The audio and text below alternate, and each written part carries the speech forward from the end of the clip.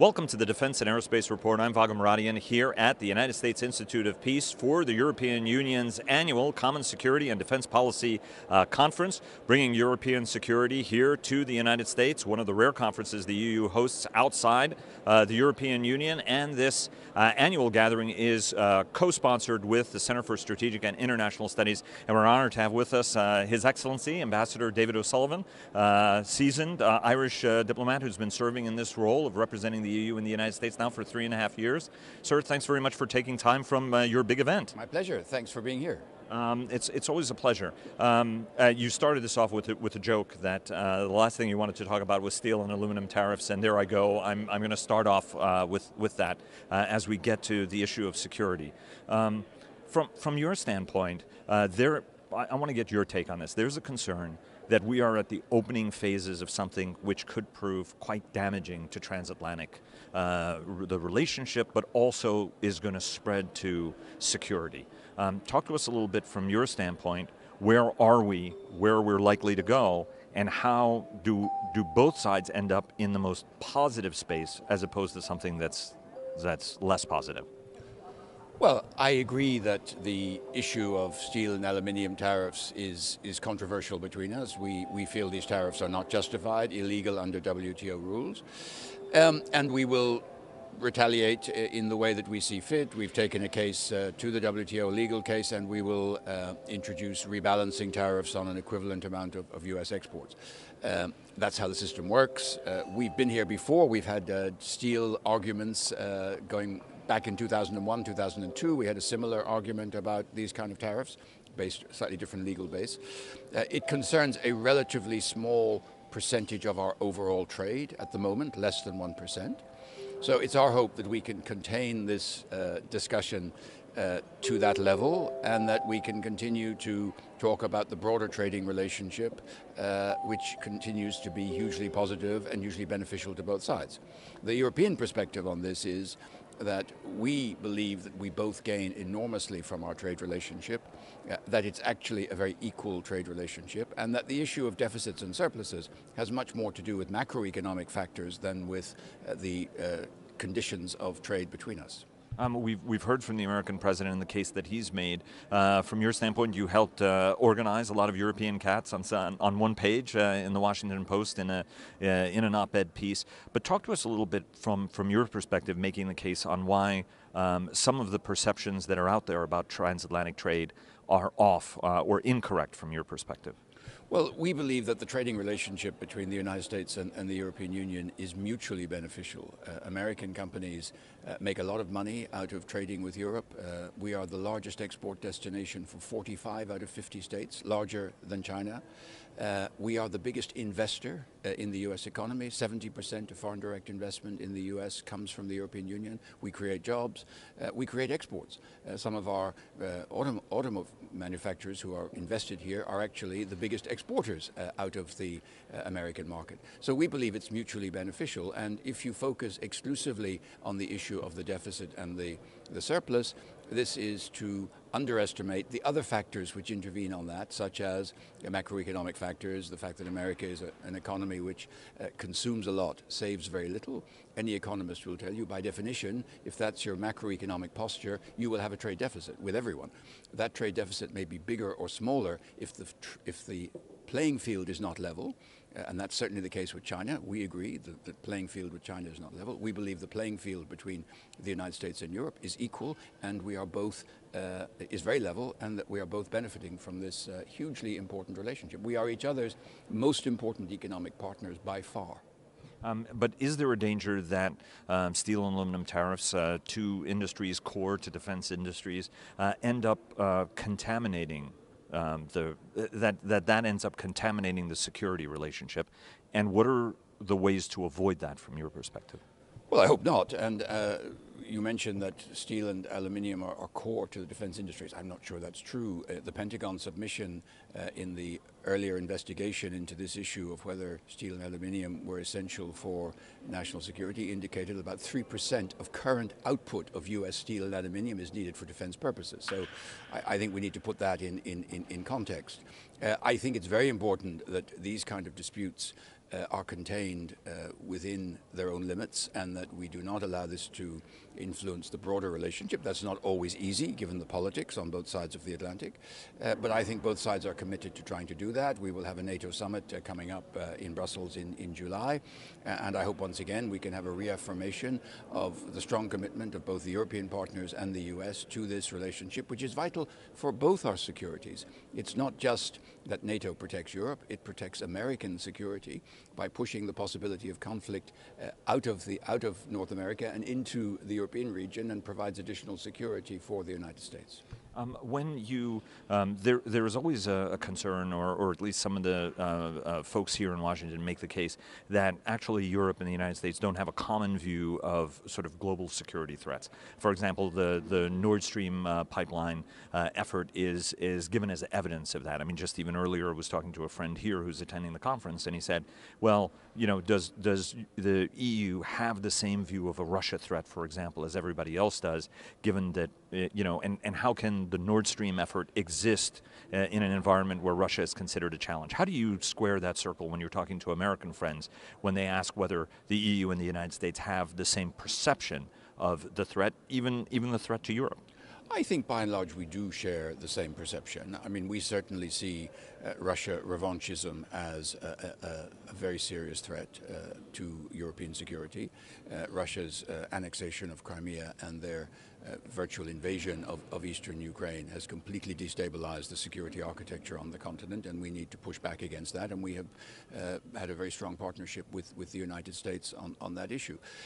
We also, of course, in Europe feel a very strong southern security risk for all the reasons that we can know, the arc of instability from Syria down through North Africa, and not just the issue of terrorism, but also the issue of migration and refugees, which is very real for us because this is our neighborhood, and when something goes wrong, we feel it much more quickly and much more strongly than, say, the United States will. So I think we do have a common assessment on the Nord Stream pipeline. Look, it's a pipeline. Let's not get carried away here. We have a strategy of diversifying, creating a European energy union, and we want to diversify away from excessive dependence on any one source, including Russia. And we want each country to have, each member state to have at least 3 sources of supply.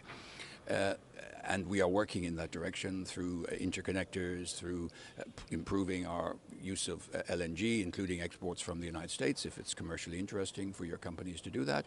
So we have a plan and we have a project. The Nord Stream issue, which is controversial, I recognize, it's a commercial undertaking. It's a proposal which is out there. It's going to have to jump over many hurdles, environmental, competition, energy rules in the European Union. Let's see if it ever gets built or developed as a realistic project.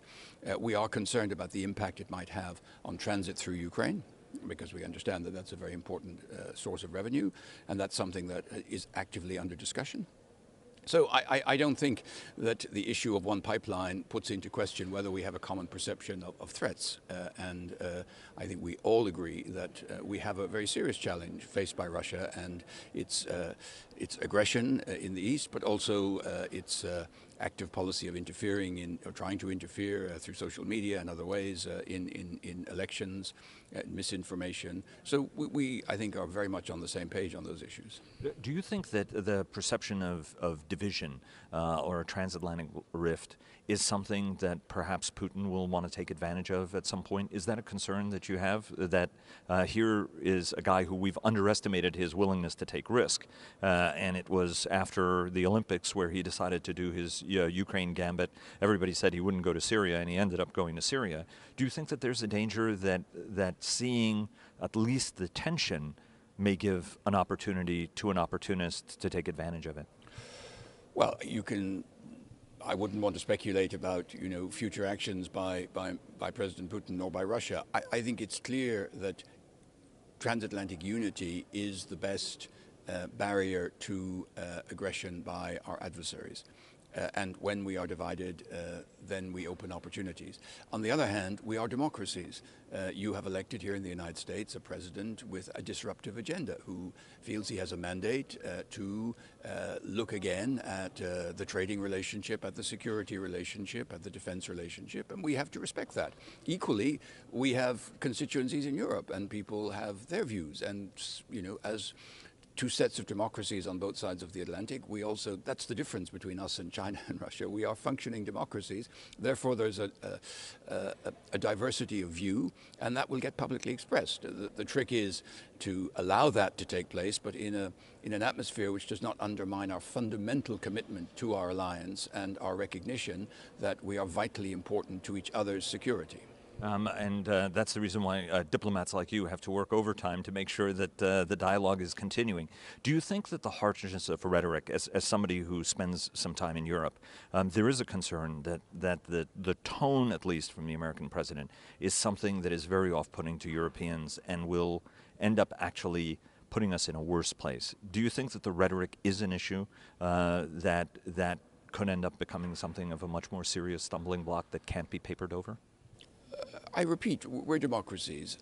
We respect the choice of the American people. The President of the United States has been elected. He feels he's speaking on behalf of the American people, or certainly of those who elected him. We have to respect that. If he wants to adopt a slightly harsher tone, well, we have to take that into account.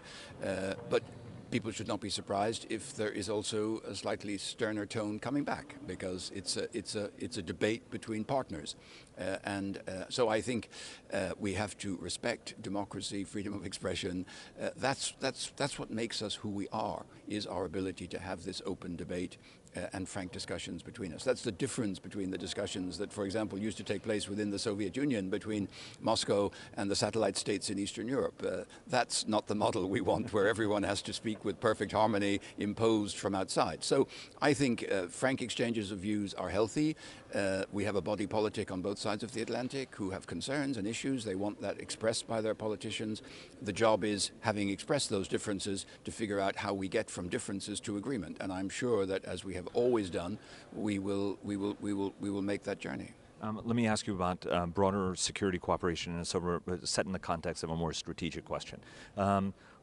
You are focused obviously on the economic part of the relationship, the diplomatic part of the relationship, but also the security element of the relationship. And the last 2 years has been a very, very dynamic period, not just on the political scene, but also on the agreements between the EU and NATO and transatlantically for cooperation. Indeed. Talk to us about the progress you're making on a transatlantic basis with the United States when it comes to enhancing mutual security. Well, I think what I really feel comfortable about in the last 2 years is the sort of European defense versus NATO debate has gone away. I mean, I think people now perfectly understand that strengthening European defense capabilities is perfectly compatible with a strong commitment to NATO. At the end of the day, our defense capabilities are ultimately national. They are the member states. There's not going to be a European, an autonomous European defense capability, because we're not a sovereign. Which is not to say that we will not cooperate a lot together, we will not do a lot together. But when we reinforce European capabilities, we ultimately reinforce national capabilities, and they are the same capabilities that are put at the disposal of NATO. So this is not a zero-sum game. This is actually a game of adding value at every level. And I think that is finally understood. And if I look at the cooperation with NATO, which has some structural difficulties that you know, in fact, it's never been deeper or stronger than it is today. The High Representative attends all the NATO defense ministers meeting. The Secretary General of NATO is routinely invited to EU defense ministers meetings. We have a strong work program of cooperation. And if I just take one example, the military mobility, which is absolutely an objective of NATO and an objective of the European Union. And without the European Union, there will be no movement on military mobility in Europe for NATO, because you need the instruments of the European Union to achieve that. Including the infrastructure investment, which we're heavily engaged in, but also the software issues of approval for customs transfers and borders and so forth. The European Union can deliver that in ways that NATO would not be able to. So I think there's perfect complementarity between the two activities, and I think this is widely recognized now in Washington, perhaps in ways that it was not the case several years ago. Two last quick questions. One on spending. NATO nations have been spending more, and by definition, EU nations have been spending more also on defense, but the President is focused on the 2% issue. But more broadly, there is a debate within the EU, for example, between France and Germany, for example, over spending levels. France feeling like it is the one that's investing very heavily, has the ready response forces, a little bit of criticism directed toward the Germans, for example, for not spending enough and having certain capabilities that are not as ready, perhaps. I think even Germans admit not as ready as they should be. Talk to us about outputs a little bit. I'm going to have this conversation in a more specific manner with Jorge Domecq, the head of the European Defense Agency. But from a macro sense, from an optical sense, what's the assurance you give your American counterparts when they look at European defense spending and say, look, the continent is not investing enough fundamentally in its own security? How do you respond to that criticism that you hear clearly, probably more clearly from this administration, but certainly heard it from the last administration and the one before it? Yes, I think this is a fairly consistent message from the United States, most strongly delivered perhaps by Robert Gates when he was retiring as Secretary for Defense and gave a very strong speech in Brussels, I think in 2011. And I remember then thinking, well, this is a very serious issue. I think broadly speaking, there's an acceptance of the criticism. We have to look also at the politics of this. There are reasons why traditionally Europeans have built up armies to fight each other and not to fight a common enemy. So there is a somewhat of a reluctance in the body politic of some of our member states to feel that we have to spend a lot of money on defense because they're saying, well, we don't fight each other anymore. So it also requires bringing our public along with us about the fact that this is actually about a common effort to resist potential external threats. I think the real issue is value for money and output, as you say. It's relatively easy, if you just want to throw money at the problem, to get to 2% by increasing military salaries. But this is not what we want, and I don't think it's what the US wants. When you add up our 28 military budgets, we're the second largest defense spenders in the world, ahead of Russia, ahead of China, after the United States, of course. But do we get value for money? Can we put boots on the ground in the same way that the US or Russia or China can? The answer is no. So I think we need to do both. We need to increase the total amount of money which is available, and that's a choice member states will have to decide in their national budgets how they do that. At the same time, we want to make sure that actually we have more output, more effective capabilities for that money, which makes us a more valuable partner to the United States. And I think we have to manage both of those things in the coming years. You're a strategist. This is the last question. As a tendency, the organization and the alliance now is under attack. There are some who put the president in the camp of attacking that vitally important alliance. From your standpoint, looking at the strategic long term, what's the argument you make for the dire importance of not just the EU, but the EU's alliance with the United States and America's alliance with the EU? I really believe that our respective security is vital for each other. I don't believe that America can be secure if Europe is unstable or if Europe is insecure, because sooner or later that will wash up on your shores. You're a long way from Europe, but on the other hand, history tells you that if things go wrong in Europe and if things unravel in Europe, sooner or later this will impact on you and your overall security posture. So you have a vital interest in a stable, prosperous, peaceful and secure Europe. We have a vital interest in maintaining a close relationship with the United States and as an important partner in our security, because providing our security purely on our own is going to be extremely challenging in the context of the international threats that we face. So I think whether it is on the micro level, counterterrorism, the fight against cybercrime and so forth, which is hugely important where we work together, or on the more macro level of aggressive potential military aggression from adversaries, we have every interest in maintaining a close partnership and an alliance which is the ultimate deterrence to our adversaries to test our strength. Ambassador David O'Sullivan, EU's ambassador to the United States. Sir, thank you so very much for being so generous with your time. We always appreciate it. Thank you. Thank you very much indeed.